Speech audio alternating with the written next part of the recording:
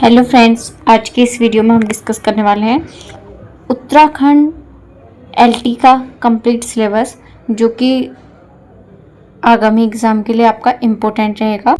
Uttarakhand LT में हम discuss कर रहे हैं सोशल स्टडीज़ सब्जेक्ट का सिलेबस। जैसे कि आपको पता है कि सामान्य पेपर आपका इसमें रहता है, तो इसमें आपके अलग अलग सब्जेक्ट, इसमें सब सब्जेक्ट हम एक तरीके से बोलेंगे वो इंक्लूड होते हैं। तो जियोग्राफी हो गया आपका, हिस्ट्री हो गया और इको हो गया और पॉलिटिकल साइंस हो गया, तो ये सब इसमें आपके इंक्लूड रहेंगे। ठीक है, तो ये टोटल जो पेपर आपका है ये 100 मार्क्स का है और आपका जो सब्जेक्ट आएगा वो आता है 50। ठीक है, 50 मार्क्स का आपका सब्जेक्ट से क्वेश्चन बनते हैं। तो डिस्कस करेंगे सबसे पहले हम ज्योग्राफी का। तो ज्योग्राफी के अंदर आपकी कितनी यूनिट हैं और किस यूनिट से आपके किस तरीके से क्वेश्चन पूछे जाते हैं, ये हम डिस्कस करने का प्रयास करेंगे। ठीक है, तो ये इस सिलेबस के अकॉर्डिंग आप अपनी तैयारी शुरू कर सकते हैं और अपनी तैयारी को एक अच्छी दिशा दे सकते हैं। क्योंकि जब हम किसी एग्ज़ाम की तैयारी करते हैं तो उसके लिए सबसे बड़ी बात ये होती है कि हमको पता होना चाहिए कि हमको क्या पढ़ना है और क्या छोड़ना है। क्या पढ़ना है तो उसमें हमको कैसे पढ़ना है और क्या क्या चीज़ें PYQ है और एक्सपेक्टेड क्वेश्चन क्या क्या हैं और कैसे हम अपनी तैयारी को आसान बना सकते हैं। तो फर्स्ट आपका यूनिट जो रहता है वो यूनिट 1 में हम डिस्कस करने वाले हैं आपका विश्व का भूगोल, यानी कि वर्ल्ड ज्योग्राफी। वर्ल्ड ज्योग्राफी के अंतर्गत सबसे फर्स्ट आपका है संसाधन प्रदेश। आपके जो संसाधन है उसका निर्धारण करना और संसाधनों के बारे में, आपके कौन कौन से संसाधन होते हैं, क्या उनका यूज होता है और कैसे उनका संरक्षण किया जाता है भावी पीढ़ी के लिए, तो ये सब इसमें हम डिस्कस करेंगे। ठीक है, संसाधन में भी दो प्रकार के संसाधन आपके आते हैं। फर्स्ट आपका प्राकृतिक संसाधन आता है, फिर मानव निर्मित संसाधन आते हैं, यानी कि जिसको मनुष्य द्वारा अपने प्रयोग के लिए या अपने समय की बचत के लिए बनाया है, तो वो सब संसाधन आपके मानव निर्मित में आएंगे। जैसे आपके संसाधन हो गए, बस हो गई, ये सब मानव द्वारा बनाए गए हैं अपनी सुविधा के लिए। ठीक है, तो प्रमुख संसाधन इस प्रदेश में क्या क्या आएगा? कृषि आएगी, खनिज आएगा और ऊर्जा आएगी, जिसको एनर्जी हम बोलते हैं, वन एवं जल संसाधन। तो ये प्रमुख आपका फर्स्ट टॉपिक रहेगा। सेकंड टॉपिक की हम बात करेंगे तो यहाँ पर आपका खनिज एवं ऊर्जा संसाधन है। इसमें भी खनिज का पहले आपका अर्थ आएगा, खनिज संसाधन का उनका वर्गीकरण आएगा और प्रमुख खनिज संसाधनों एवं उनके क्षेत्रों, खनिजों का उपयोग एवं महत्व, ऊर्जा संसाधन। ऊर्जा में भी आपकी परंपरागत ऊर्जा, गैर परंपरागत ऊर्जा अलग अलग प्रकार से आते हैं। प्रमुख ऊर्जा संसाधन आपके कौन कौन से हैं? कोयला है, पेट्रोलियम है, प्राकृतिक गैस है और जल विद्युत है, सौर, पवन, परमाणु ऊर्जा। तो ये सब आपके क्या हैं? प्रमुख ऊर्जा के स्रोत हैं। थर्ड टॉपिक की हम बात करेंगे यूनिट 1 में, तो जनसंख्या है। जनसंख्या में भी उनका प्रवास यानी कि पलायन और नगरीकरण है।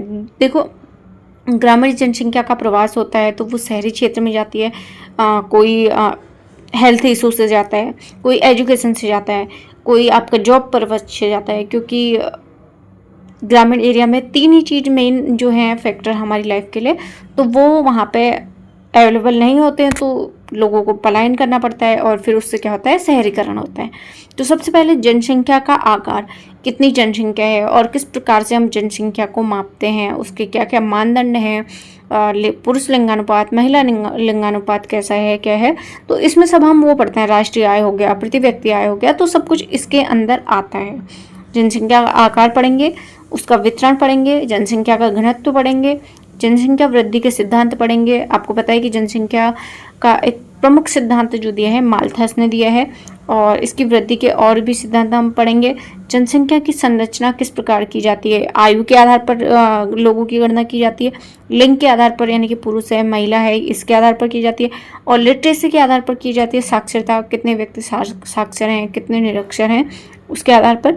और प्रवास यानी कि पलायन, लोग अपने मूल स्थान से दूसरे स्थान पर पलायन कर रहे हैं या जा रहे हैं, ये उसका अर्थ क्या है और उसके क्या क्या प्रकार हो सकते हैं, उसके प्रमुख कारण क्या है और पलायन का क्या प्रभाव वर्तमान में हो रहा है, नगरीकरण क्या है, अर्थ, कारण एवं प्रभाव। ठीक है, तो नगरीकरण का अर्थ क्या होता है, उसकी मीनिंग क्या है और उसके प्रमुख जो कॉज है और उसका इफेक्ट है। विश्व के प्रमुख नगरों का विकास एवं विस्तार। तो किस प्रकार से विश्व के प्रमुख नगरों का विकास हुआ है और विस्तार हुआ है, तो जनसंख्या की दृष्टि से भारत का स्थान और विश्व में जनसंख्या कितनी, ये सब टोटली आपका जनसंख्या पॉपुलेशन टॉपिक से आता है। और अभी की बात करेंगे तो हम जनसंख्या टॉपिक एक महत्वपूर्ण टॉपिक हो जाता है। उसका मेन रीज़न आपको ये पता है कि अभी जनगणना आपकी चल रही है जो कि प्रति 10 वर्ष में होती है, तो अभी इस बार कुछ डिले हो गया है, तो अभी जनगणना आपकी चल रही है। ठीक है, फोर्थ आपका जो टॉपिक आता है अंतर्राष्ट्रीय व्यापार से आता है, ये ट्रेड से आता है। तो अंतर्राष्ट्रीय व्यापार आपको पता है कि WTO इसकी प्रमुख संस्था है जो व्यापार को बढ़ावा देती है या सुगम करती है। अंतर्राष्ट्रीय व्यापार का अर्थ एवं महत्व, फोर्थ टॉपिक। अंतर्राष्ट्रीय व्यापार के सिद्धांत इसके अंदर इंक्लूड होंगे। व्यापार को प्रभावित करने वाले प्रमुख कारक क्या क्या हैं, और प्रमुख व्यापारिक संगठन जैसे कि मैंने आपको बताया था WTO। ठीक है, WTO हो गया, IMF हो गया, ये आपका अंतर्राष्ट्रीय मुद्रा कोष हिंदी में इसको बोलते हैं, विश्व व्यापार संगठन हो गया ना, और IMF हो गया। ठीक है, तो विश्व बैंक हो गया, ये सब इसमें इंक्लूड हैं। प्रमुख निर्यात एवं आयात वस्तुएं, जैसे कि मान लो कि भारत द्वारा सर्वाधिक आयात क्या किया जाता है, निर्यात क्या किया जाता है। ठीक है, ये सब इसमें क्वेश्चन बनेंगे। संसाधन प्रदेश में हम बात करेंगे तो विभिन्न प्रकार के संसाधन आपके आएंगे, कृषि प्रदेश, वन प्रदेश, खनिज प्रदेश, औद्योगिक प्रदेश, मत्स्य प्रदेश, और फिर संसाधनों का वितरण एवं महत्व। उसके बाद हम पढ़ेंगे संसाधनों का उपयोग और उनकी समस्याएं और उसके समाधान। ठीक है, सिक्स्थ टॉपिक की बात करेंगे तो ये आपका है इन्वायरमेंट, इकोलॉजी से जुड़ा हुआ है। तो इन्वायरमेंट का अर्थ क्या है, उसके प्रमुख अवयव यानी कि उसके प्रमुख तत्व क्या है, एलिमेंट क्या है। पारिस्थितिकी तंत्र के प्रकार पढ़ेंगे और उसकी कार्यप्रणाली पढ़ेंगे। तो कौन कौन से पारिस्थितिकी तंत्र के हमारे प्रकार होते हैं और क्या उसका कार्यप्रणाली रहती है। पारिस्थितिकी असंतुलन के प्रमुख कारण कौन कौन से हैं, प्रदूषण हो गया आपका, वायु हो गया, जल, मृदा और ध्वनि प्रदूषण। ठीक है, प्रमुख प्रदूषण की हम बात करेंगे तो क्या क्या है, एयर पॉल्यूशन है आपका, वाटर पॉल्यूशन है, सॉइल पॉल्यूशन है, और आपका ये ध्वनि प्रदूषण है। तो ये सब आपका पॉल्यूशन के अंदर आएगा। फिर हम आपके इन्वायरमेंट में और बात करेंगे तो जैसे आपका वृक्षारोपण है तो वनों की कटाई ज़्यादा हो रही है। ठीक है, रोड बनाई जा रही है, ये इसमें आएगा। और उससे क्या हो रहा है, मृदा अपरदन हो रहा है, मरुस्थलीकरण, जलवायु परिवर्तन और पर्यावरण संरक्षण एवं सतत विकास, ये सब आपका 6th टॉपिक में आएगा। बात करेंगे 7th टॉपिक में यूनिट 1 में। तो 7th टॉपिक के अंदर आपका क्या रहेगा, GIS, GPS एवं उपग्रह प्रौद्योगिकी। तो GIS क्या है ये आपको पता होना चाहिए, उसका अर्थ पता होना चाहिए, उसका घटक कौन कौन से हैं और उसका क्या उपयोग है। ठीक है, उसके अनुप्रयोग की बात करेंगे तो हम प्राकृतिक संसाधन, कृषि, पर्यावरण और आपका शहरी नियोजन, आपदा प्रबंधन, और GPS नेक्स्ट आपका है GPS। तो GPS का अर्थ भी आपको पता होना चाहिए, उसका कार्यप्रणाली वो कैसे काम करता है और उसका क्या क्या यूज है ये आपको पता होना चाहिए। GPS के अनुप्रयोग यानी कि उसका किस प्रकार से यूज किया जाता है, नेविगेशन, स्थान निर्धारण, मैपिंग, ट्रैकिंग। आपको पता है कि GPS का हम किस में यूज करते हैं, मैपिंग में करते हैं, ट्रैकिंग में करते हैं। उपग्रह प्रौद्योगिकी, तो उपग्रह क्या है, उसके प्रकार आपको बताने हैं एवं उपयोग बताने हैं। जैसे कि आपको कमेंट बॉक्स में आप बताइए कि पृथ्वी का उपग्रह क्या है। रिमोट होगी, रिमोट सेंसिंग सिद्धांत और उसके प्रयोग। ठीक है, तो महत्वपूर्ण बिंदु अगर हम यूनिट 1 में बात करें तो आपको क्या क्या पढ़ना है, विश्व के प्रमुख संसाधनों का वितरण एवं महत्व, विश्व के खनिज एवं ऊर्जा संपदा। तो क्योंकि हम ये वर्ल्ड जियोग्राफी के यूनिट पढ़ रहे हैं, फर्स्ट यूनिट जो है आपकी वो है वर्ल्ड जियोग्राफी। फिर सेकेंड यूनिट की इसके बाद हम बात करेंगे तो वो आपकी आती है इंडियन जियोग्राफी, और थर्ड की बात करेंगे तो वो उत्तराखंड की जियोग्राफी आपकी आती है। तो इसके अंदर हमने क्या क्या पढ़ा, यूनिट 1 में हम बात करेंगे तो क्या क्या हमने कितने टॉपिक पढ़े, टोटल 7 से 8 टॉपिक यहाँ पे आपके हैं। फर्स्ट आपका है संसाधन, जिसमें कि उनका वितरण और महत्व हमको बताना है, उसके बारे में स्टडी करनी है।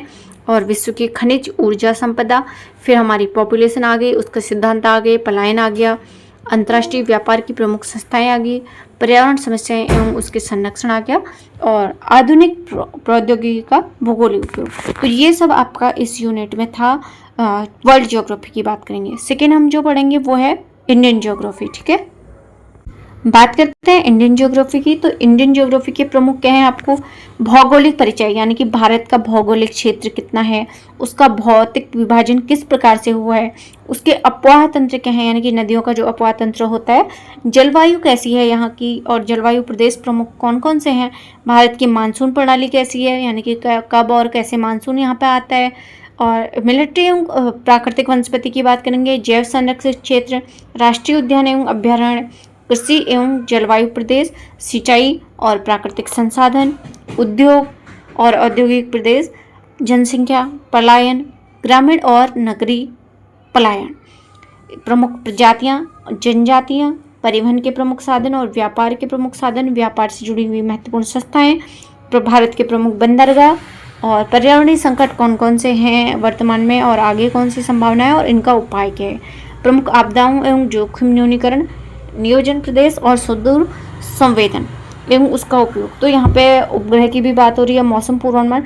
ओवरऑल हम यहाँ पे बात करेंगे तो जितने भी आपके जियोग्राफी के अंदर टॉपिक इंक्लूड होते हैं उसका भारतीय परिप्रेक्ष्य में आपको अध्ययन करना है, ठीक है। इससे पहले जो हम कर रहे थे वो किस वर्ल्ड परिप्रेक्ष्य में कर रहे थे, यानी कि आपके वर्ल्ड जियोग्राफी के परिप्रेक्ष्य में ये विभिन्न टॉपिक जो हमने डिस्कस करे थे उनको पढ़े थे। अभी हम पढ़ेंगे इंडिया के संदर्भ में। सबसे फर्स्ट आपका क्या है, भौगोलिक परिचय। तो फर्स्ट टॉपिक मैंने आपको बताया था भौगोलिक परिचय, उसके अंतर्गत हम क्या पढ़ेंगे, भारत की भौगोलिक स्थिति कैसी है, उसका विस्तार कैसा है, उसकी स्थलीय सीमा कितनी है, समुद्री सीमा कितनी है, कितने देशों को टच करती है हमारी स्थलीय सीमा, या कितने राज्य अंतर्राष्ट्रीय सीमा को टच करते हैं, समुद्री सीमा कितने राज्य बनाते हैं, और भारत के प्रमुख पड़ोसी देशों के बारे में पढ़ेंगे। समय जो है IST और मानक मध्यम रेखा, ठीक है, भारत का समय कैसे लिया गया है, क्या उसका कारण है, ये सब हम इसमें डिस्कस करेंगे। और भारत का आकार और क्षेत्रफल, ये सब हम फर्स्ट टॉपिक में पढ़ेंगे। सेकेंड की बात करेंगे तो वहाँ पर हिमालय पर्वत तंत्र पढ़ेंगे हम, फिर उत्तरी मैदान, प्रायद्वीपीय पठार, भारतीय मरुस्थल, तटीय मैदान और द्वीप समूह, ठीक है। थर्ड की बात करेंगे तो हिमालयी नदियाँ, प्रायद्वीपीय नदियाँ, भारत की प्रमुख नदियाँ, झीलें एवं झील क्षेत्र, नदी घाटी। फोर्थ की बात करेंगे तो जलवायु के निर्धारक तत्व, भारतीय मानसून प्रणाली, मानसून के आगमन एवं वापसी और भारत के प्रमुख जलवायु प्रदेश। मृदा एवं प्राकृतिक वनस्पति में आपकी भारत की प्रमुख मृदा प्रकार आएंगे और मृदा का वितरण आएगा। सॉइल आपके अलग अलग, जैसे आपकी जलोढ़ मृदा होती है, काली मृदा होती है, लाल होती है, पीली होती है, तो वो सब इसमें खादर, बांगर, ये सब इसमें इंक्लूड आपका रहेगा। सिक्स्थ की बात करेंगे तो जैव संरक्षित क्षेत्र, इसमें आपको बायोस्फीयर रिजर्व आते हैं और आपके प्रमुख राष्ट्रीय उद्यान आते हैं, अभ्यारण्य आते हैं, ये सब 6 में पढ़ेंगे। 7th की बात करेंगे तो कृषि से संबंधित है, इसकी प्रमुख योजनाएं, खेती कौन कौन सी होती है, इसके प्रकार, जलवायु प्रदेश और फसलों का वितरण। 8th की बात करेंगे तो यहाँ पर सिंचाई से संबंधित है, सिंचाई के साधन कौन कौन से हैं, प्रमुख नहर परियोजनाएं कौन सी है, बहुउद्देशीय नदी घाटी परियोजनाएं कौन सी है, और जल प्रबंधन के उपाय। 9th आपका है वन संसाधन, जल संसाधन, खनिज संसाधन, ऊर्जा संसाधन और भूमि संसाधन, यानी कि कुल प्राकृतिक संसाधन। 10th की बात करेंगे तो उद्योग एवं औद्योगिक प्रदेश, जिसमें कि उद्योगों के प्रकार, प्रमुख औद्योगिक क्षेत्र, लौह इस्पात उद्योग, सूती एवं जूट उद्योग। 11th की बात करेंगे तो जनसंख्या एवं प्रवास, जिसकी जनसंख्या की विशेषता, जनसंख्या का वितरण, जनसंख्या वृद्धि के सिद्धांत और प्रवास एवं कारण। ग्रामीण एवं नगरीय अधिवास, इसमें आएगा ग्रामीण अधिवास की विशेषताएं, नगरीय अधिवास की विशेषताएं और भारत के प्रमुख नगर, शहरीकरण एवं नगरीकरण, ठीक है। नेक्स्ट टॉपिक आपका है प्रजाति एवं जनजाति, इसमें प्रमुख प्रजातियां आएंगी, जनजातियां आएंगी और जनजाति वितरण आपका आएगा, जनजाति जीवन एवं संस्कृति। परिवहन एवं व्यापार की बात करेंगे तो परिवहन के साधन आएंगे, सड़क, रेल, जल, वायुमार्ग। भारत का आंतरिक व्यापार, विदेशी व्यापार और प्राकृतिक बंदरगाह, प्रमुख बंदरगाह और बंदरगाहों का महत्व। तो ये सब आपका जो है इंडियन ज्योग्राफी का टॉपिक यहाँ पे रहता है। नेक्स्ट आपका आएगा पर्यावरण पॉलिसी आएंगी, जो वायु प्रदूषण और जल प्रदूषण, ये सब इसमें आएगा। प्रमुख आपदा न्यूनीकरण, जैसे कि आपदा को कैसे हम कम कर सकते हैं, जोखिम को कैसे कम कर सकते हैं, उसमें आपका बाढ़ आता है, सूखा आता है, भूकंप आता है, चक्रवात आता है और भूस्खलन, हिमस्खलन, ये सब इसमें इंक्लूड रहते हैं। अब इसको रोकने के कारण कैसे कैसे ये आता है और कारण और इसके उपाय, ठीक है। फिर नियोजन प्रदेश, नियोजन का अर्थ क्या है, पंचवर्षीय योजनाएं प्रमुख इसमें आएंगी, क्षेत्रीय असमानता और संतुलित क्षेत्रीय विकास, सुदूर संवेदन से संबंधित क्वेश्चन आएंगे और मौसम और उपग्रह से आपके क्वेश्चन यहाँ पे बनेंगे। उत्तराखंड भूगोल के अंदर भी आपको सेम चीजें पढ़नी है। आपको पढ़ना है उत्तराखंड की भौगोलिक स्थिति, अक्षांश, देशांतर और इसकी पर्वतीय संरचना कैसी है, कौन सी नदी, घाटी, दर्रे क्या क्या हैं। जलवायु के बारे में पढ़ना है, उत्तराखंड की जलवायु कैसी है, यहाँ का तापमान कैसा रहता है, और ऋतु चक्र पढ़ना है। अपोह तंत्र पढ़ना है, जैसे कि गंगा, यमुना आदि। जलप्रपात पढ़ने हैं आपको, झरने हो गए, ग्लेशियर हो गया, नदी घाटियाँ होगी। ठीक है। प्राकृतिक वनस्पति यहाँ पे कौन कौन सी पाई जाती है, वन का प्रकार, ऊंचाई के आधार पर वन, प्रमुख वृक्ष एवं प्रजातियां। फिर आपके वही बायोस्फीयर रिजर्व पढ़ना है, राष्ट्रीय उद्यान। तो जो भी टॉपिक मैंने आपको इंडियन ज्योग्राफी में बताया वही आपको उत्तराखंड के परिप्रेक्ष्य में भी पढ़ना है। ठीक है। कृषि की बात करेंगे तो प्रमुख फसलें कौन सी होती हैं, क्या कैसी यहाँ पर कृषि के लिए जलवायु होती है, और फसल और विविधता, यहाँ पे जो आपका गार्डनिंग है, फार्मिंग है। खाद्य एवं पोषण सुरक्षा से संबंधित क्वेश्चन आपसे पूछे जाएंगे। पोषण सुरक्षा, राज्य की योजनाएं और सिंचाई से संबंधित, प्राकृतिक संसाधन, मृदा, जल और खनिज। जल विद्युत परियोजनाएं प्रमुख कौन सी हैं, उत्तराखंड की सभी जल विद्युत परियोजनाओं के बारे में आपको यहाँ पर पढ़ना है। उसका महत्व क्या है, उसकी उत्पादन कितना है और उसकी चुनौतियाँ, उसका समाधान। जनसंख्या एवं प्रवास भी इसके उत्तराखंड के परिप्रेक्ष्य पढ़ना है। यहाँ की प्रमुख जनजातियाँ और उनकी जीवन शैली, उनकी अर्थव्यवस्था और जनजातीय विकास। फिर पर्यटन और तीर्थ की दृष्टि से भी उत्तराखंड अपने आप में बहुत महत्वपूर्ण योगदान रखता है, तो उसके परिप्रेक्ष्य में भी आपको इसका अध्ययन करना है कि प्रमुख पर्यटन स्थल कौन से हैं, तीर्थ स्थल कौन से हैं, और पर्यटन की वर्तमान में समस्याएं क्या क्या हैं। परिवहन की बात करेंगे तो यहाँ पर सड़क मार्ग आएगा, रेल मार्ग आएगा, वायु मार्ग आएगा और अन्य परिवहन के साधन आएंगे। नेक्स्ट आपका है टॉपिक औद्योगिक विकास। इसमें कि इंडस्ट्रियल डेवलपमेंट, जो आपकी कंपनीज वगैरह होती हैं, छोटे छोटे उद्योग होते हैं, छोटे बड़े, वो सब इसमें आएंगे। कुटीर उद्योग, हस्तशिल्प उद्योग या लघु उद्योग, ये सब आएंगे। आपदा और जो जैसे मैंने पहले बताया कि भूकंप, बाढ़, ये सब इसमें इंक्लूड रहेगा। पर्यावरण क्षरण एवं संरक्षण में हम पर्यावरण को रोकने के उपाय और उसके संरक्षण, और पर्यावरण में अलग अलग हम जलवायु किस प्रकार से होती है, किस प्रकार से वृक्ष पाए जाते हैं, किस प्रकार के वन पाए जाते हैं, ये सब इसमें अध्ययन करेंगे। नेक्स्ट और आपका लास्ट टॉपिक है सतत विकास, लक्ष्य, नियोजन एवं समसामयिक मुद्दे। तो ये सब आपका इसमें इंक्लूड रहेगा। ठीक है। नेक्स्ट में हम डिस्कस करेंगे इसके बाद पॉलिटिकल साइंस का सिलेबस। पॉलिटिकल साइंस सिलेबस के अंदर हम डिस्कस करेंगे सबसे पहले first, second and third unit. ठीक है। तो यूनिट वाइज आपको यहाँ पर टॉपिक बताए जा रहे हैं। सबसे फर्स्ट यूनिट आपकी है राजनीति विज्ञान, प्रकृति और इसका विषय क्षेत्र। ठीक है। ये सिलेबस आपका एसएसटी का पॉलिटिकल साइंस के अंदर आता है। तो राजनीतिक विषयक चिंतन का विकास, यानी कि राजनीति विषय जो है उसका चिंतन का विकास किस प्रकार से हुआ, किस प्रकार से उसमें चर्चा हुई और किस प्रकार से वो, उसकी प्रकृति क्या है, उसका विषय क्षेत्र क्या है, उसके अंदर क्या क्या अध्ययन किया जाता है, ये सब हम इसमें पढ़ेंगे फर्स्ट यूनिट में। राज्य, राजनीति, सत्ता, सरकार एवं लोक नीति की अवधारणा है। तो यहाँ पर राज्य का उद्भव कैसे हुआ, जैसे कि आपको पता है कि राज्य के उद्भव के लिए अलग अलग परिभाषाएं आपको दी गई हैं। उत्पत्ति के अलग अलग सिद्धांत हैं। देवी उत्पत्ति का सिद्धांत है, ऐतिहासिक उत्पत्ति का सिद्धांत है, सामाजिक समझौतावादी सिद्धांत है, या शक्ति का सिद्धांत है। तो ये सब आपका किसके अंदर आएगा, फर्स्ट यूनिट के अंतर्गत। फिर हम बात करेंगे तो राजनीति की, राजनीति का अध्ययन किया गया। और सत्ता क्या है, सत्ता वो है जो जिसको वैधता प्राप्त होती है। सरकार क्या है, लोगों पर शासन करने के लिए बनाया गया सर्वोच्च एक संस्था बोल सकते हैं सरकार को। लोक नीति की अवधारणा है, लोक नीति यानी कि जो लोगों का हित के लिए जो हम पॉलिसीज बनाते हैं, जो योजनाएं लागू करते हैं, उनके लिए बारे में। राजनीति विज्ञान का अर्थ क्या है, परिभाषा, प्रकृति एवं विस्तार। यहाँ पे पॉलिटिकल साइंस की बात की गई है, तो इसका क्या अर्थ है, कहाँ से, मतलब किस शब्द से मिलकर ये बना है, वो कौन सी भाषा का शब्द है, उसका एक सटीक डेफिनेशन की बात तो हम करेंगे ही। साथ में अलग अलग जो विचारक हैं उन्होंने परिभाषा दी है। गिलक्राइस्ट हैं, आशीर्वादम हैं, गार्नर हैं, सीले हैं, बहुत सारे विचारक हैं जिन्होंने अपनी अपनी परिभाषाएं इसके संबंध में दी हैं। तो सर्वमान्य परिभाषा के बारे में भी बात करेंगे। फिर इसकी प्रकृति के बारे में बात करेंगे कि इसकी प्रकृति क्या है, ये कला है या विज्ञान है। विस्तार के बारे में बात करेंगे तो इसका विस्तार क्षेत्र कितना संकीर्ण है या कितना आपका व्यापक है, इसके बारे में डिस्कस करेंगे। राजनीतिक विज्ञान जो है इसके अध्ययन के विविध उपागम, जैसे कि ऐतिहासिक उपागम हो गया, व्यवहारवादी उपागम हो गया, मार्क्सवादी उपागम हो गया, या सिस्टम प्रणाली आपकी होगी, सिस्टम अप्रोच, और उत्तर आधुनिक उपागम। तो इसमें ऐतिहासिक आपको पता है कि राजनीति विज्ञान का विकास कैसे हुआ इतिहास के द्वारा। फिर व्यवहारवादी जो हम कार्य करते हैं या जो चीज़ें हो चुकी हैं उसके द्वारा। और मार्क्सवादी आपको पता ही है। तो इन सब का अध्ययन भी हम किस में करेंगे, फर्स्ट यूनिट में करेंगे। ये टॉपिक मैं आपको बता रही हूँ, ठीक है।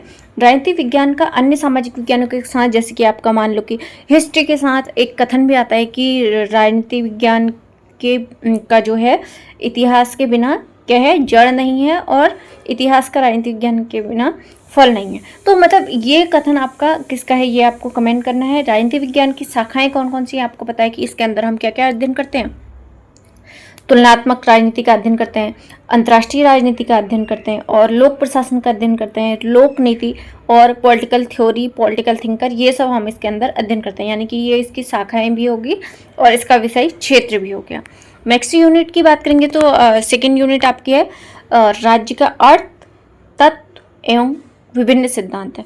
ये जो यूनिट आपकी है इसमें विभिन्न आपके जो विचारक हैं, राजनीतिक विचारक हैं, जैसे कि आपका प्लेटो हो गया, अरस्तु, green, Laski, Austin and cattle, ये सभी आपके जो हैं इनकी राज्य के संबंधित अवधारणाएं थी और जो परिभाषाएं थी उनका अध्ययन करेंगे।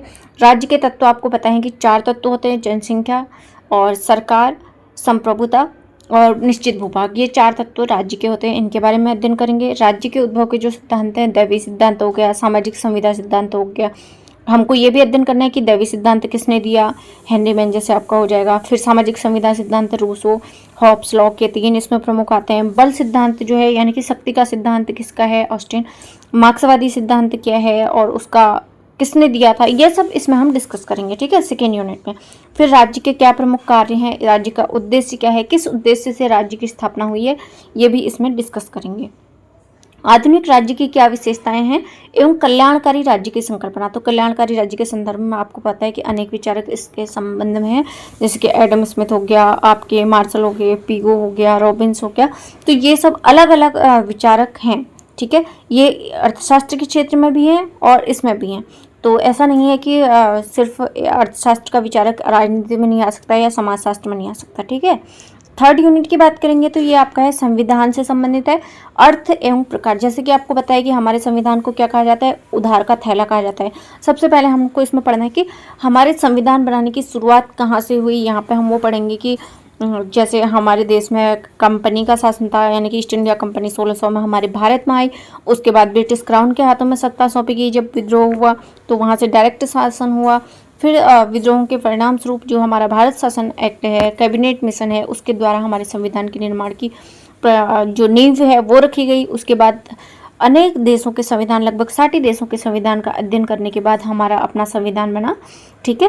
तो इसमें आपका क्या है, सबसे पहले हम पढ़ेंगे संविधान का अर्थ, उसकी परिभाषा, उसकी प्रकृति और संविधान की विशेषताएं। संविधान के प्रकार, जैसे कि संविधान के 2 प्रकार होते हैं, लिखित एवं अलिखित। तो लिखित को हम निर्मित बोलते हैं और अलिखित, जैसे हमारे देश का संविधान कैसा है, लिखित है भारत का संविधान।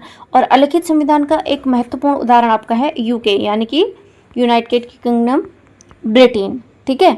एकात्मक एवं संघात्मक, कठोर एवं लचीला, ये सब वर्गीकरण है संविधान की, ठीक है। संक्षिप्त एवं विस्तृत, जैसे आप देखेंगे तो अमेरिका का संविधान बहुत संक्षिप्त है, लेकिन भारत का संविधान विशाल है, यानी कि बहुत ज़्यादा विस्तृत है। फिर मिश्रित संविधान इसमें आएगा, जैसे कि हमारे देश का मिश्रित संविधान है। हमारे देश में अर्धसंघात्मक प्रणाली पाई जाती है, ना कि संघात्मक, एकात्मक है ना कि संघात्मक है। तो दोनों का मिला जुला रूप है। ऐसी बहुत सारी चीज़ें हैं जो हमने अलग अलग देशों से अध्ययन किया, वहाँ की शासन प्रणाली से लिया और लास्ट में अपने देश की आवश्यकताओं के अकॉर्डिंग, अपने देश की विविधता के अकॉर्डिंग, अपने पर्यावरण जलवायु के अकॉर्डिंग उनको एडॉप्ट किया, ठीक है। तो उसमें अलग अलग, जैसे मान लो कि हमारी संविधान सभा बनी तो उसमें अलग अलग कमेटियां बनी। संविधान सभा के अंतर्गत भी जैसे प्रारूप सभा थी, आपकी संचालन सभा थी, अलग अलग समितियां थी। तो उन सबका इसमें महत्वपूर्ण योगदान है, किसी एक व्यक्ति का नहीं है, लेकिन सबका मिला जुला योगदान है। किसी का थोड़ा कम, किसी का थोड़ा ज़्यादा हो सकता है, लेकिन योगदान यहाँ पे सबका है। फिर भारतीय संविधान की आवश्यकता क्यों पड़ी, इसका क्या महत्व है वर्तमान समय में, अगर संविधान नहीं होता तो क्या होता, संविधान है तो क्या है और इसकी आवश्यकता कैसे पड़ी, ठीक है। तो संविधान का जो हम प्रियम्बल पढ़ेंगे तो उसमें हमको स्पष्ट रूप से नजर आएगा कि जो हमारा संविधान है वो क्या है, संघों से मिलकर बना है, लेकिन ये क्या है, विनाशी जो हमारे राज्य हैं उनका अविनाशी संघ है। यानी कि संघ संघों से मिलकर हमारा क्या स्टेट से मिलकर हमारा क्या बना है, संघ बना है। ठीक है, तो यहाँ पे हमारे प्रियम्बल में लिखा गया है हम भारत के लोग, और इसमें कुछ मूल तत्व हैं जो कि हमारे संविधान की विशिष्टता को प्रकट करते हैं, जैसे कि आपका लोकतांत्रिक गणतंत्रात्मक राज्य आपका हो गया, समाजवादी राज्य हो गया, इसमें हमारी जो अभिव्यक्ति की स्वतंत्रताएं दी गई हैं, न्याय के बारे में जो हमें बताया गया है, अवसर की समानता बताई गई है। तो ये सब हम इसके अंदर पढ़ेंगे, डीप में हम बाद में डिस्कस करेंगे। अभी मैं एक आपको बेसिक स्ट्रक्चर दे रही हूँ कि किस यूनिट के किस टॉपिक के अंदर आपको क्या क्या चीज़ें इंक्लूड करनी है, जिससे कि थोड़ा बहुत आपको समझ में आ जाए। फिर भारतीय संविधान की विशेषताएं हम इसमें पढ़ेंगे, और संविधान निर्माण की प्रक्रिया कहाँ से शुरू हुई थी और कैसे कैसे संविधान का निर्माण हुआ, कौन कौन, जैसे इसमें योगदान किसका है, आपकी मुस्लिम लीग का क्या संबंध है, बंगाल विभाजन या आपका मार्ले मिंटो एक्ट था, भारत शासन एक्ट था, कांग्रेस के विभिन्न अधिवेशन थे, तो सबका क्या क्या इसमें रोल रहा है, ये सब हम इसमें पढ़ेंगे। यानी कि संविधान निर्माण का संक्षिप्त प्रक्रिया हम इसमें पढ़ेंगे। इसमें महिलाएं भी शामिल थी, इसमें पुरुष भी शामिल थे, इसमें अलग जैसे हिंदू मुस्लिम सिख ईसाई, तो हर कम्युनिटी से इसमें लोग। यूनिट नंबर 4 की हम यहाँ पे बात करेंगे, तो इसमें आता है राज्य के अंग एवं शासन की प्रक्रिया। तो राज्य के मुख्य अंग कौन कौन से हैं, ये इसमें हम पढ़ेंगे।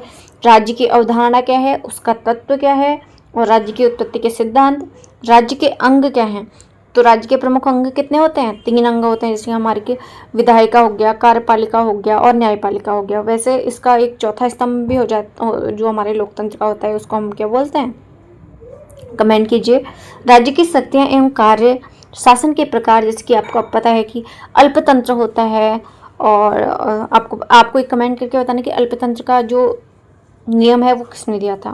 लोकतांत्रिक हो गया, साम्यवादी हो गया, राजतंत्र हो गया, तो ये सब शासन के प्रकार होते हैं। फिर शासन की प्रणालियाँ कौन कौन सी हैं, जैसे कि संसदीय है, अध्यक्षीय है, राष्ट्रपति शासन प्रणाली, अर्धराष्ट्रपति शासन प्रणाली या प्रधानमंत्री शासन प्रणाली। तो सुशासन की अवधारणा क्या है, गुड गवर्नेंस क्या है, लोक प्रशासन क्या है, पब्लिक एडमिनिस्ट्रेशन क्या है, तो उसके बारे में यहाँ पे हमको इस यूनिट में पढ़ना है। ठीक है, 5th यूनिट की बात करेंगे तो हम संविधान सिद्धांत एवं विशेषताएं तथा भारतीय संविधान। तो इसमें हम संविधान क्या है, अलग अलग उसकी डेफिनेशन पढ़ेंगे, उसकी थ्योरीज पढ़ेंगे, और उसके जो विशेषताएं हैं उसको पढ़ेंगे। संविधान की प्रमुख अवधारणा कौन सी है, उसका अर्थ क्या है, महत्व क्या है, लिखित अलिखित, लचीला कठोर। संविधान की प्रमुख विशेषताएं, संविधान निर्माण प्रक्रिया, संविधान के स्रोत, भारतीय संविधान की प्रस्तावना का अध्ययन करेंगे। इसमें हम मूल अधिकार यानी कि मौलिक अधिकार, मौलिक कर्तव्य और आपकी नीति निर्देशक तत्व जो हैं, ये सब इसमें पढ़ेंगे। संविधान संशोधन की प्रक्रिया आपको इसमें पढ़नी है। आप ये कमेंट करके बताइए कि भारत में कैसे संशोधन होता है, भारत की संशोधन शक्ति कैसी है, सरल है या कठोर है या दोनों का मिश्रण है, कौन से आर्टिकल में संशोधन से संबंधित प्रावधान किए गए हैं, क्या क्या इसमें अमेंडमेंट हो सकते हैं या क्या हुए हैं, ये भी आपको बताना है। ठीक है, संघीय शासन प्रणाली एवं पंचायती राज के बारे में यहाँ पर हम पढ़ेंगे। तो संघवाद की अवधारणाएं एवं विशेषताएं, संघवाद के प्रकार, भारत में संघीय शासन प्रणाली की विशेषताएं, केंद्र एवं राज्य के बीच शक्तियों का वितरण, 7वीं अनुसूची के संबंध में हम पढ़ेंगे। जैसे कि आपको पता है कि हमारे जो संविधान में है 3 अनुसूचियां दी गई हैं, इसमें भी आपका अलग अलग केंद्र राज्य संबंध और संघ उसके शक्तियों के बारे में बताया गया है। पंचायती राज संस्थाओं का इतिहास क्या है, 73वां एवं 74वां संविधान संशोधन अधिनियम, ग्राम पंचायतों का गठन कैसे हुआ, पंचायत समिति, जिला परिषद की संरचना, शक्तियाँ एवं कार्य। जैसे कि आपको पता है कि आर्टिकल 40 में क्या है, ग्राम पंचायतों का गठन, और आपको पता है कि 243, ये सब क्या हैं, जो हमारे 73वां संविधान 74वां संविधान हुआ था, तो उसके परिणाम स्वरूप हमारे देश में क्या हुआ था, त्रिस्तरीय पंचायती राज अधिनियम लागू हुआ था। सबसे पहले आपको पता है कि अशोक राय मेहता समिति आती है, आपकी जीवीके राव समिति आती है, बलवंत राय मेहता समिति आती है। तो ये सब समितियों का संबंध किससे है, हमारी पंचायती राज प्रणाली से है। पंचायती राज की उपलब्धियां एवं चुनौतियों के बारे में इसमें आपको पढ़ना है। अब जो हम इसमें पढ़ेंगे इकोनॉमिक्स, एसएसटी के अंतर्गत इकोनॉमिक्स का क्या सिलेबस है। फर्स्ट है यूनिट 1 अर्थशास्त्र की प्रकृति एवं विषय वस्तु। इसमें क्या आएगा, अर्थशास्त्र की डेफिनेशन आएगी, उसका नेचर आएगा और उसका फील्ड आएगा, यानी कि उसका एरिया जो क्षेत्र है वो आएगा। अर्थशास्त्र की प्रमुख शाखाएं कौन सी है, जिसके आपको पता है कि माइक्रो है, मैक्रो है और मिक्स शाखा इसकी रहती है, तो ये इसमें पढ़ेंगे।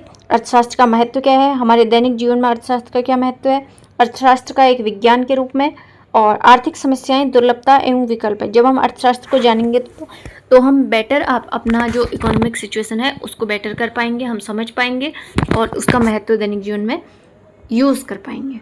अर्थव्यवस्था की आधारभूत समस्याएं क्या हैं, क्यों अर्थव्यवस्था में हमारी मंदी आती है, क्यों तीव्रता आती है। मांग की परिभाषा तो बहुत इंपॉर्टेंट है, मांग एवं पूर्ति होती है, यहाँ पे बाजार संतुलन होता है। मांग की परिभाषा, नियम और निर्धारक, मांग की लोच, पूर्ति की परिभाषा, पूर्ति के निर्धारक तत्व और पूर्ति की लोच, मांग एवं पूर्ति का आपस में सह संबंध क्या है, बाजार संतुलन कैसे होता है और मूल्य निर्धारण कैसे होता है, फिर आपका कीमत नियंत्रण और अधिकतम एवं न्यूनतम। थर्ड यूनिट की बात करेंगे तो उपभोक्ता व्यवहार एवं मांग का सिद्धांत इसमें आपका आएगा। उपयोगिता क्या है, ठीक है, उपयोगिता का सिद्धांत किसने दिया था ये आपको कमेंट करना है यहाँ पे। उपयोगिता की परिभाषा, उपयोगिता के प्रकार, कुल उपयोगिता क्या है, सीमांत उपयोगिता क्या है और उपयोगिता का नियम क्या कहता है, घटती सीमांत उपयोगिता का नियम। उपभोक्ता संतुलन में कार्डिनल पद्धति क्या है, इसके बारे में अध्ययन करेंगे। और बहुत इंपॉर्टेंट होता है उदासीनता वक्र दृष्टिकोण, ठीक है। मांग वक्र की प्राप्ति, आय, प्रतिस्थापन एवं मूल्य प्रभाव, तो ये सब हम इसके अंतर्गत अध्ययन करेंगे। फिर हम बात करते हैं फोर्थ यूनिट की।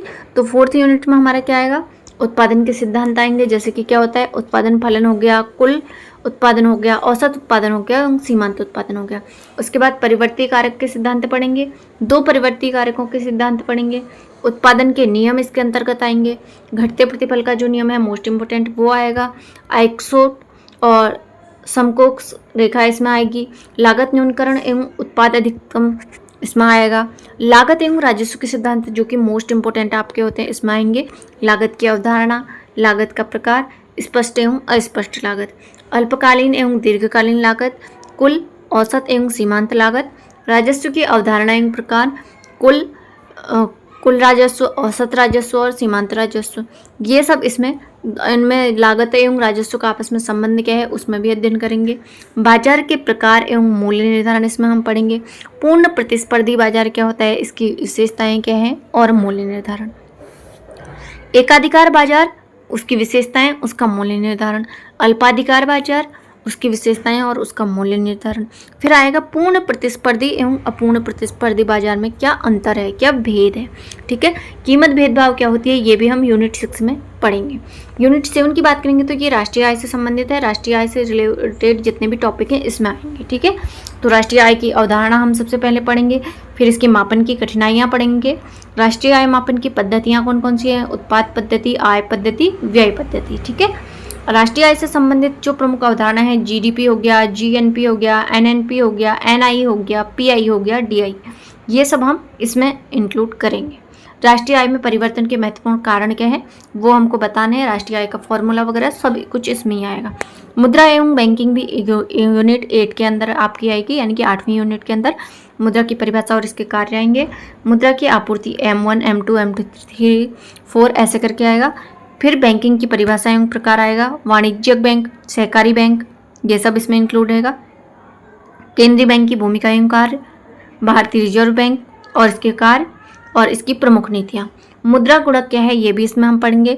9th यूनिट आपकी भारतीय अर्थव्यवस्था का विकास से संबंधित है, तो इसमें भारतीय अर्थव्यवस्था की विशेषताएं हम पढ़ेंगे। स्वतंत्रता से पूर्व भारत की भारतीय अर्थव्यवस्था पढ़ेंगे और उसके बाद की योजनाएं पढ़ेंगे, जैसे कि आपकी पंचवर्षीय योजना हो गई, 1 ईयर प्लान भी आपका आया था। हरित क्रांति इसके अंतर्गत आएगी, श्वेत क्रांति आएगी। आपको कमेंट करना है कि हरित क्रांति किसने दी थी और श्वेत क्रांति किसने दी थी। एलपीजी इसमें हम पढ़ेंगे। एलपीजी का मतलब एलपीजी गैस नहीं, जो आपका लिबरलाइजेशन है, प्राइवेटाइजेशन है और ग्लोबलाइजेशन है, यानी कि उदारीकरण, निजीकरण और वैश्वीकरण, इसमें हम पढ़ेंगे। फिर भारतीय अर्थव्यवस्था की वर्तमान चुनौतियां क्या हैं, इसको भी हम 9th यूनिट में पढ़ेंगे। इसके बाद हम बात करेंगे तो 10th यूनिट हमारी आती है।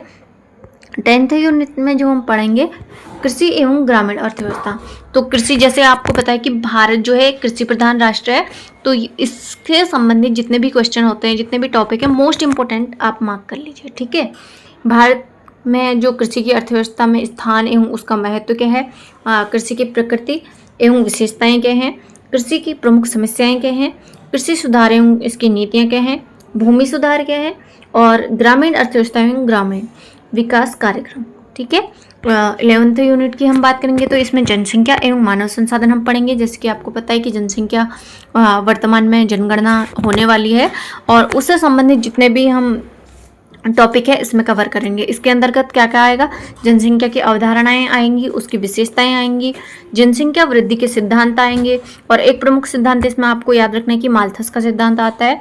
जनसंख्या वृद्धि मापन के उपाय हम इसमें पढ़ेंगे और जनसंख्या की संरचना आयु संरचना के अनुसार और लिंगानुपात के अनुसार मानव संसाधन का अर्थ एवं महत्व, यानी कि हमारे देश में जो पॉपुलेशन है, जो जनसंख्या है, उसको हम कैसे उसका अच्छे से यूज करके अपने देश की इनकम को बढ़ा सकते हैं या लोगों में दक्षता कैसे बढ़ा सकते हैं, मानव विकास सूचकांक में भारत का क्या रोल है, क्या स्थान है, ये सब इसमें पढ़ेंगे हम। ठीक है, अब जो इसमें हम पढ़ेंगे सरकार के आय के स्रोत क्या है वो इसमें हम डिस्कस करेंगे।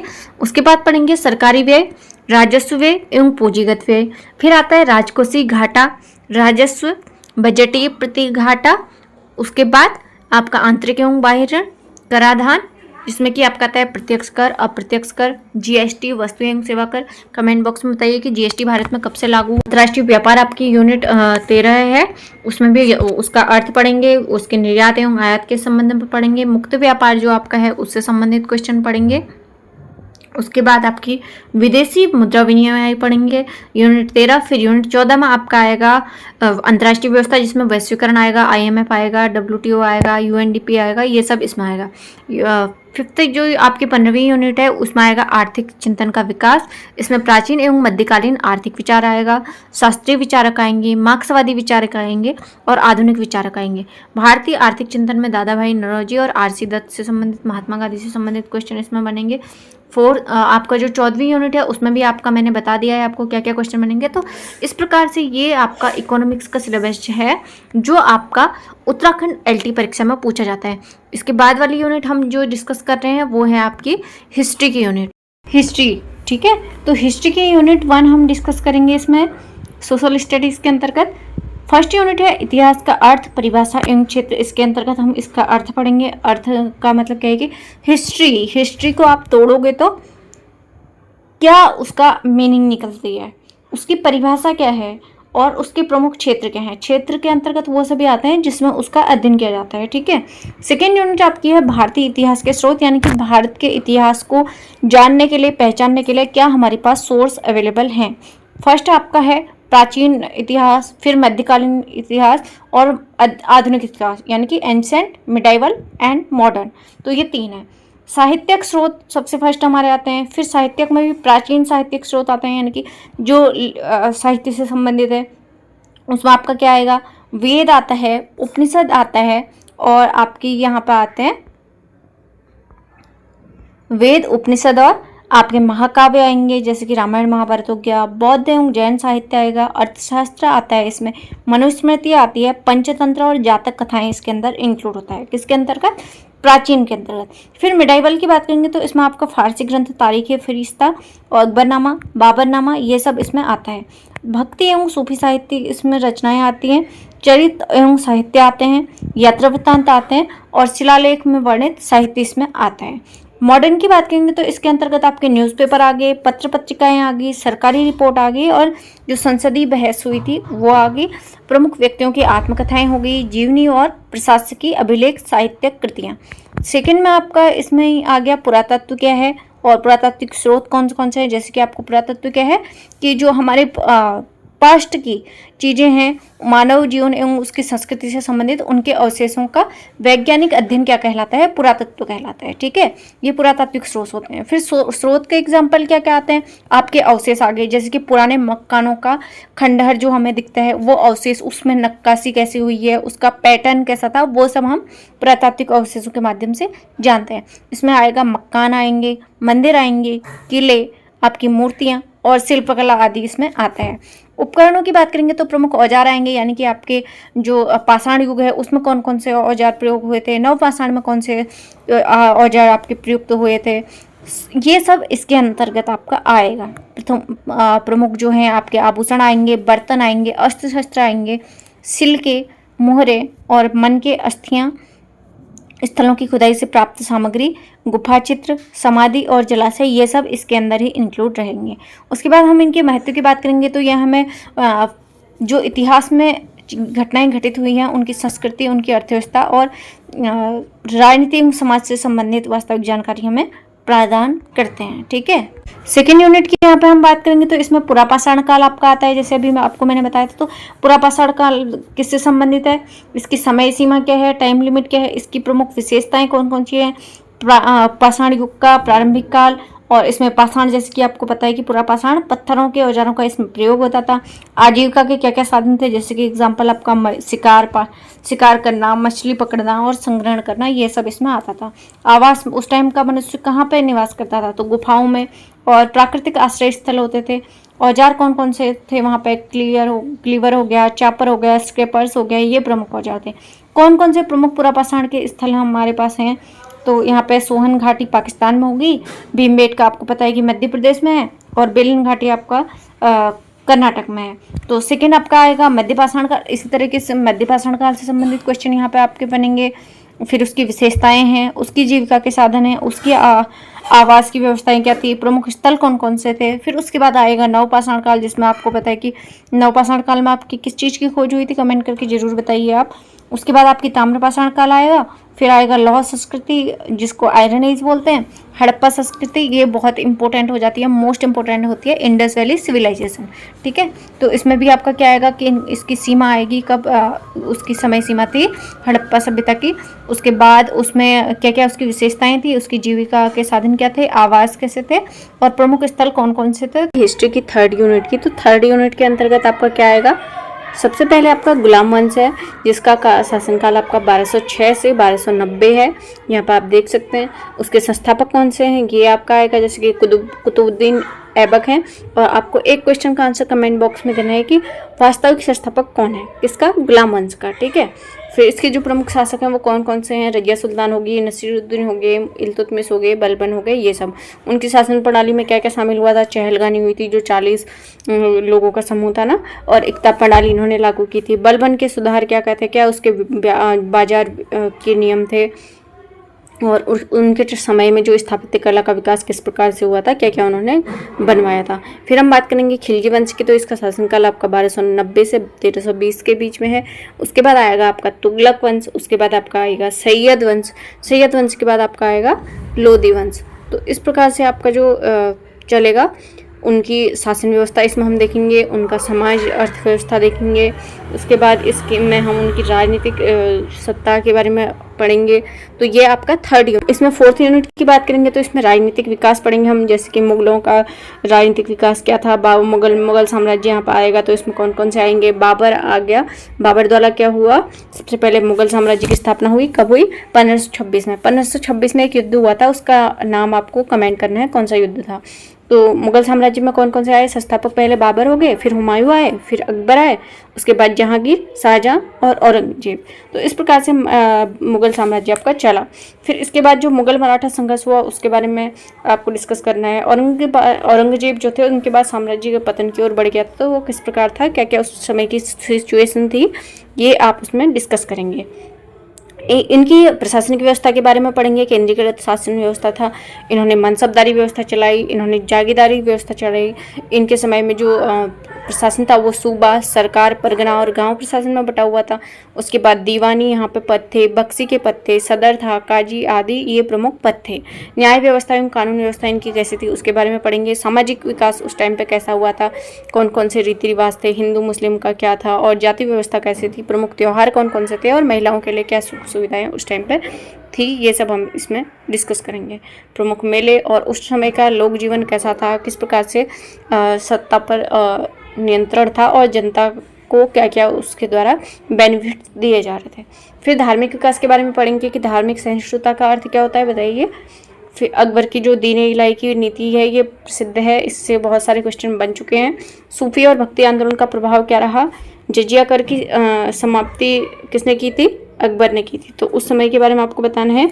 धार्मिक वास्तुकला के बारे में और सांस्कृतिक एवं कला और उसका विकास। संस्कृति और कला में आपका क्या आएगा, साहित्य आएगा, संगीत आएगा, चित्रकला, भाषा का विकास, पोशाक और इनका भोजन, रहन सहन और शिक्षा का विकास। फिर आर्थिक विकास की बात करेंगे तो यहाँ पे कृषि का विकास कैसे हुआ, कौन कौन सी फसलें थी, व्यापार वाणिज्य का कैसा स्तर था, हस्तशिल्प उद्योग के बारे में यहाँ पे पढ़ेंगे, सूती वस्त्र उद्योग हो गया, धातु उद्योग हो गया, मुद्रा व्यवस्था के बारे में पढ़ेंगे, स्वर्ण रजत के सिक्के, और सड़क व्यवस्था कैसी थी, सराय कौन कौन से थे जिसके आपको पता है, पुल कौन कौन से थे, संचार के क्या साधन थे, ये सब हम किस में पढ़ेंगे, 4th यूनिट। यहाँ पे हम बात करें तो 5th यूनिट पर हमारा क्या है, अंग्रेजी सत्ता यहाँ पर आ जाती है। तो अंग्रेजी सत्ता की शुरुआत कैसे होती है आपको बताना है। जब 1600 में आपका ब्रिटिश इंडिया कंपनी का आगमन होता है उस समय से होती है। 1757 में यहाँ पे प्लासी का युद्ध होता है। फिर 1764 में आपका बक्सर का युद्ध होता है। दीवानी अधिकार की प्राप्ति 1765 में हो जाती है कंपनी को। उसके बाद सहायक संधि होती है, जो कि सहायक संधि किसके द्वारा लागू की थी, लॉर्ड वेलेस्ली द्वारा। फिर कंपनी का प्रशासन आता है, ब्रिटिश क्राउन का शासन वहाँ से हो जाता है 1857 में।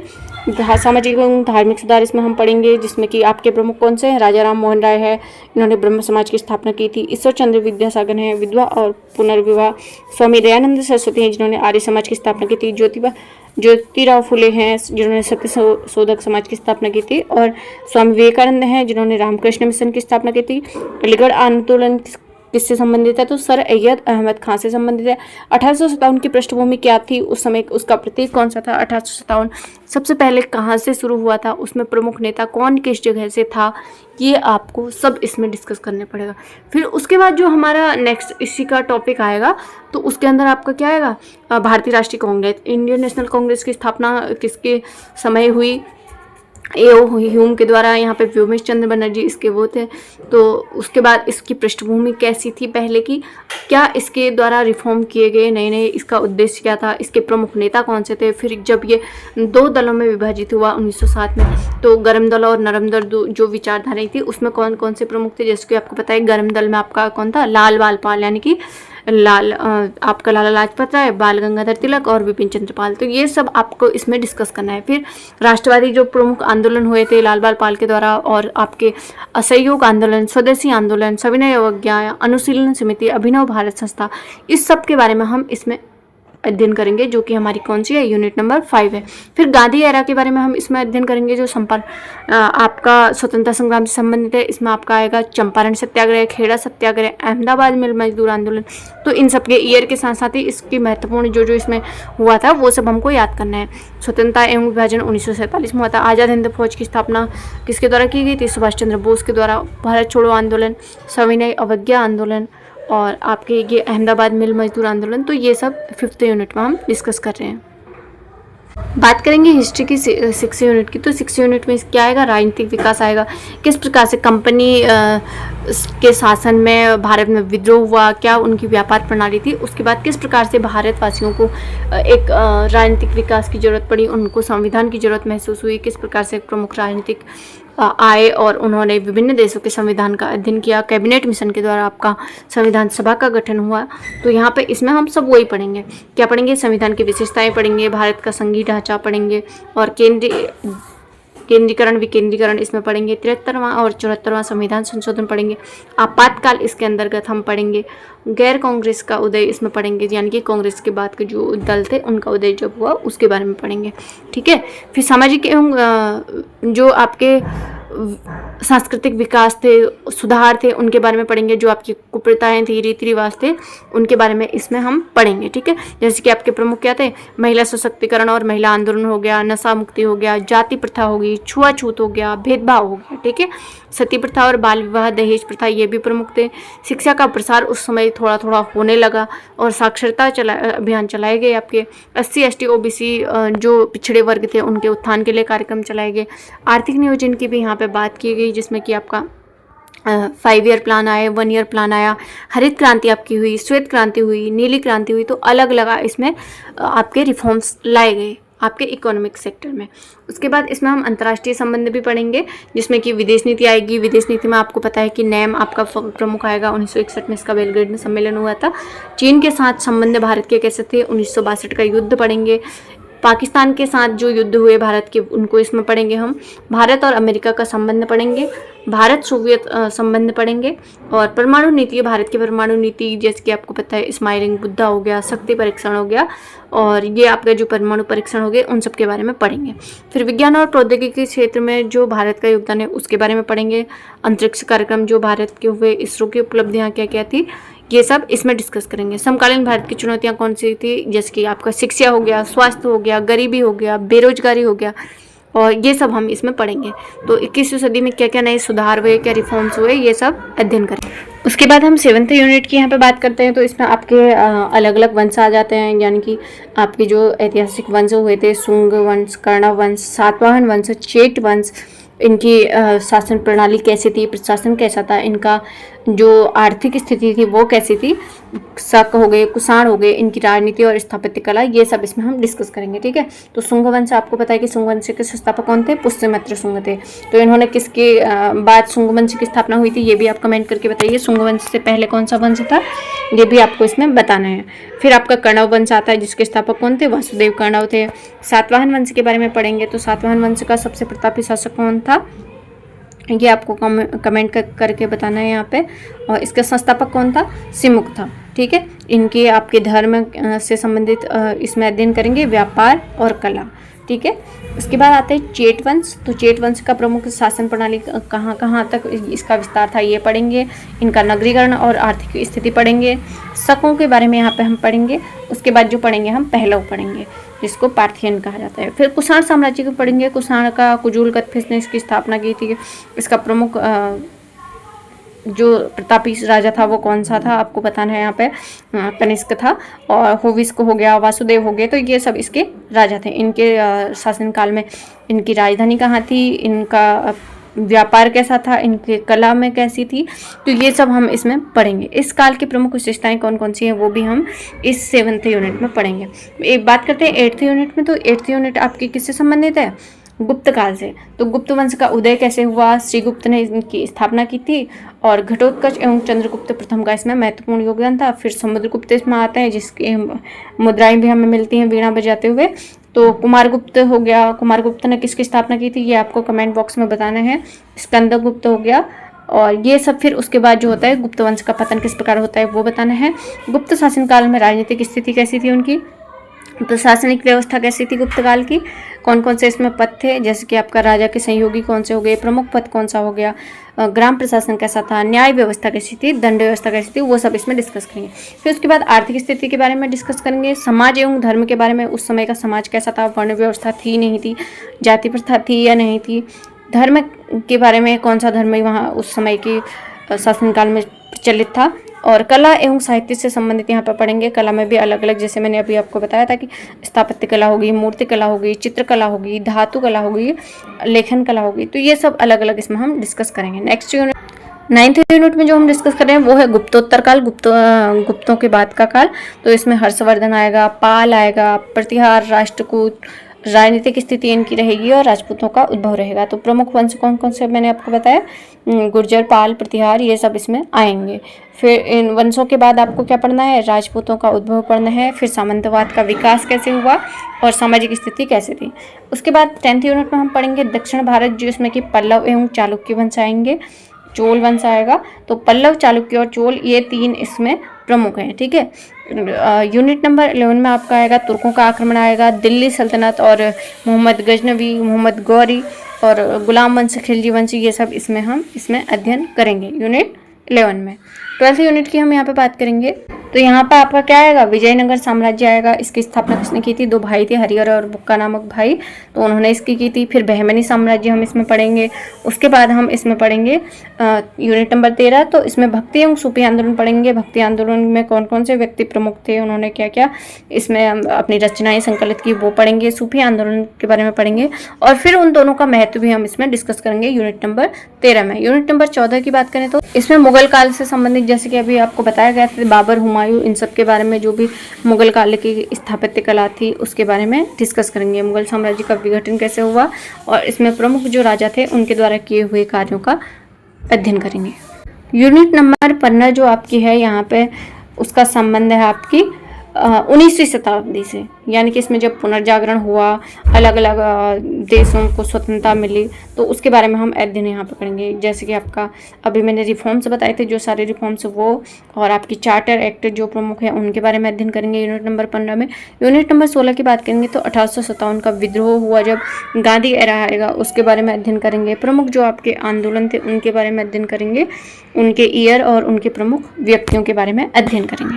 यूनिट नंबर 17 की बात करेंगे तो भारत की स्वतंत्रता एवं विभाजन से ये संबंधित है। तो इसमें कौन कौन से आएंगे, आपके कैबिनेट मिशन आएगा, माउंटबेटन योजना आएगी, भारत का विभाजन और उसका कारण एवं परिणाम, ये सब इसमें इंक्लूड रहेगा। हरित क्रांति, श्वेत क्रांति जो हम पहले डिस्कस कर चुके हैं। उसके बाद आपका आएगा स्वतंत्रता के बाद भारत का एकीकरण, पुनर्गठन और भारत का विकास, भारत की विदेश नीति, ये सब इसमें हम डिस्कस करेंगे।